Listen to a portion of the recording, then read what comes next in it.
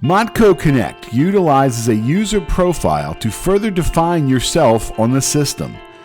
Adding information to your user profile is optional and is completely voluntary. By default, a user profile will only include a position title for employees and a program of study for students.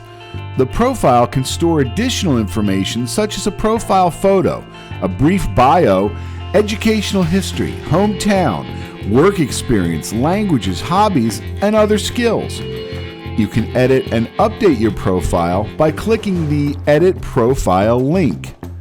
Profiles are useful when searching for others with similar interests or backgrounds. Using the search feature, you can search for baseball, for instance, and find others who may have listed baseball as an interest within their profile. Once identified, MONTCO CONNECT permits users to send connect requests to other users. If the request is approved by the other user, a connection is established with the other user. Connections can be used to permit or deny access to sending direct messages, checking online status, and more. Managing this access will be covered in the Privacy Settings introductory video.